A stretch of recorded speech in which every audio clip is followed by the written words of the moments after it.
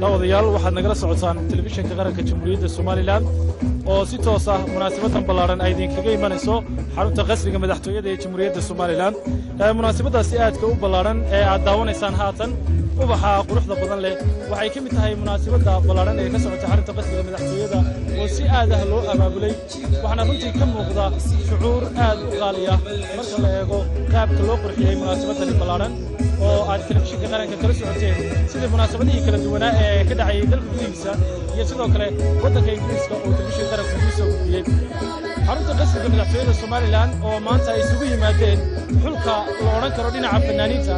qaar ka yimid wadamada qaaradda ee Yurub iyo sidoo kale kuwii waddanka ku sugnaa qaar uga soo duulay wadamo shisheeye oo aad u fog oo aad u kala fog. waxay halkan diyaar u yihiin inay xusaan munaasabadaasi ballaaran ee xuska 18 May 2020 guurada ka soo wareegtay qarannimada Jamhuuriyadda Soomaaliland markii dib looga soo noqday.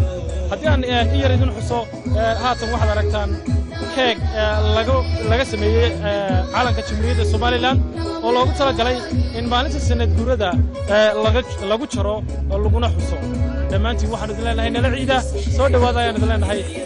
Muniir ayaa haatan ila jooga xarunta qasriga madaxtooyada Soomaaliland. Muniir Axmed Cigaal.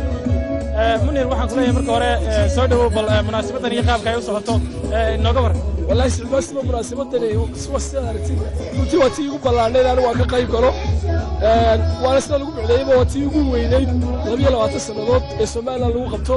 maanta waa ogeedo dadku way qiroodeen ifraxta inagoo wariyaala waa runtii ooynay oo qiroonay.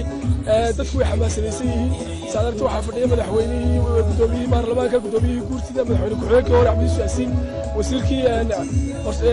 gudajinta Salmaan Xagla Toosiye waxaa sidoo kale jira wufuud caalami oo ka timi xubno kale wasiirada oo Jamhuuriyadda Soomaaliland ka tirsan sidoo kale waxaa jooga wafdi caalami ah oo ay ka mid yihiin dalka jaarka ee Djibouti oo kale Ethiopia joogto safiirkiisa iyo wafdi dhalano hogaaminaya halka ay fadhiyaan fanaaniin badan baa joogta siyaasiyiin badan oo caana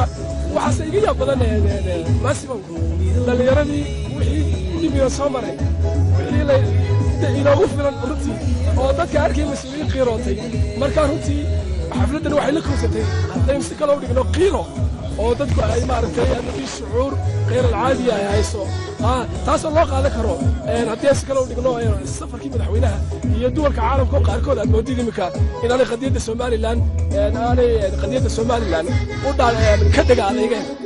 waxna ay tahay wax shacbiya fanaani badan oo caana halka joogta Saynab Ciga iyo ay ka mid yihiin Cayaasi Caraale cali seeyo runtii oo iyaguna halka u yimi inay maartay xafladda dabaaldegaan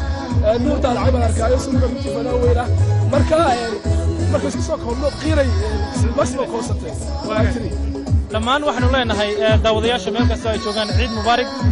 telefishinka qaranka Soomaaliland ayaad la socotaan waxaan idin soo gudbin doonaa munaasabadda qaabka ay u dhacayso sidoo kugu dareen telefishinka qaranka Jamhuuriyadda Soomaaliland munaasabadda noqon live uu sideynaynin munaasabad badan buu koobsaday oo live soo deynayo waxa uu gobolka Togdheer caasimadiisa Burco oo halkii laga dhawaaqay Jamhuuriyadda Soomaaliland telefishinka qaranka Soomaaliland live uu sideynay